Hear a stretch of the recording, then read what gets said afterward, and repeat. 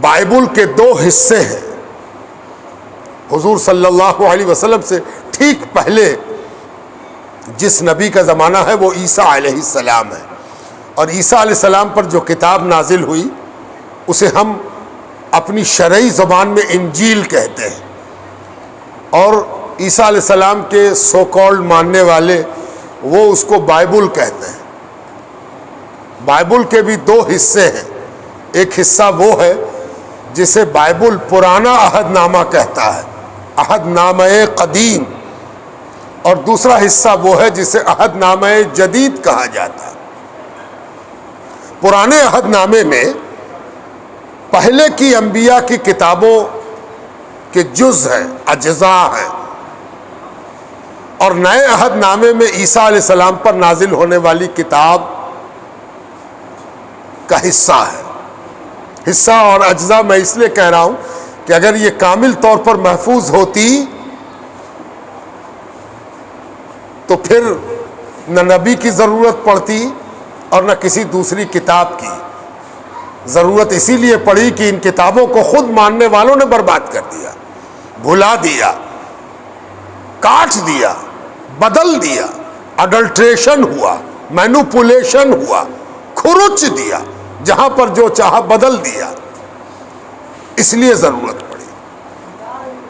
یہ کیسے پتہ چلے گا کہ کچھ کھرچ دیا گیا، کچھ بدل دیا گیا؟ جی ہاں، یہ بڑا آسان سا فلسفہ ہے کہ اگر کسی شاعر کو آپ بغور سنتے ہیں، بغور پڑھتے ہیں، ایک آدمی کہے کہ ہم نے علامہ اقبال کی ساری کتابیں پڑھ لی ہیں اور علامہ اقبال کے تمام کلام پر میری نظر ہے، ان کی مثنویوں پر، ان کے فارسی کلام پر، ان کے اردو کلام پر، ان کی نظموں پر، ان کی غزلوں پر میری نگاہ ہے، کلیات اقبال پر میری نگاہ کل ہے، تو اس سے یہ امید کی جائے گی کہ اس کے سامنے اگر کوئی شعر پڑھا جائے تو وہ سنتے ہی کہہ دے کہ اقبال کا ہے یا نہیں۔ وہ اقبال کی روش، سبق اور اقبال کا اسلوب پہچانتا ہوگا۔ تو جب مخلوق کا یہ عالم ہے تو خالق کا بھی کوئی اسلوب ہوگا، خالق کا بھی کوئی طرز ہوگا۔ ایک بات ذہن میں رہے کہ مخلوق طرز کی محتاج ہے اور طرز کے لیے مجبور ہے۔ ایک آدمی اپنی عادت و جبلت کے لیے مجبور ہے، اس کی عادت جو ہے وہ ظاہر ہو جائے گی۔ جن لوگوں نے میری باتیں بار بار سنی ہوں گی وہ جانتے ہوں گے کہ میں کس انداز سے بولتا ہوں۔ یہ میرا اسٹائل نہیں ہے، یہ میری مجبوری ہے کہ ہم اپنے اسٹائل سے پہچانے جائیں۔ اللہ سبحانہ وتعالیٰ کو یہ مجبوری نہیں ہے کہ اس کا کوئی خاص اسٹائل بھی ہو۔ کل یومن ہوا فی شان، ہر لمحہ اس کی ایک جدا شان ہے۔ تب پھر کیوں ہم کھوج رہے ہیں اسلوب؟ اسلوب اس لیے کھوج رہے ہیں کہ مخاطب تو انسان ہی تھا، مخاطب تو انسان اور جنات ہی تھا، چاہے حضرت آدم کا مخاطب ہو یا رسول اللہ صلی اللہ علیہ وآلہ وسلم کا مخاطب ہو۔ مخاطب کی وجہ کر اللہ کا اسلوب ایک ہوگا، اس لیے کہ مخاطب ایک ہے، اور اسی لیے تمام صحیفے اور تمام آسمانی کتابوں کا اسلوب بھی ایک ہوگا۔ اچھا چلیے، اسلوب ایک ہوگا یہ تو مان لیا، اب ایک بات اور ذہن میں رہنی چاہیے، وہ یہ کہ عنوان بھی ایک ہوگا، اس لیے کہ ضرورت ایک ہے، میری ہی ضرورت ہے، تو عنوان بھی ایک ہوگا۔ مخاطب جب ایک ہو تو اسلوب بھی ایک ہونا چاہیے، عناوین بھی ایک ہونے چاہیے۔ جب اس حوالے سے ہم جائزہ لیں گے تو محسوس ہوگا کہ قرآن کریم ایک ایسی کتاب ہے جس کے ہر صفحے میں موت کا ذکر ہے، ہر صفحے میں بالواسطہ یا بلا واسطہ موت کا ذکر موجود ہے۔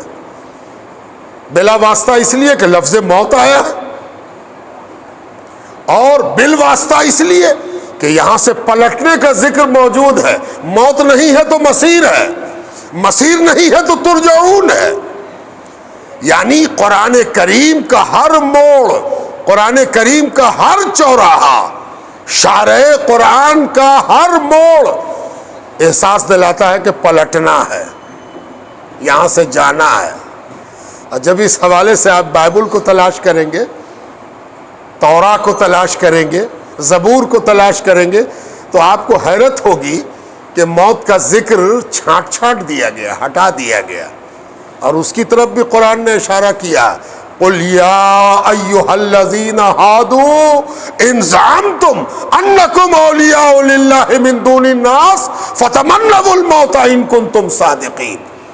اے یہود، اے نبیوں کی پیروی کے دعوے دار، اے تمغے انبیاء اپنے سینے پر سجانے والے، تم کو یہ دعویٰ ہے کہ ہم اللہ کے دوست ہیں، پسندیدہ ہیں، مقبول بارگاہ ہیں، تو ذرا موت کی تمنا کر کے دکھاؤ تو۔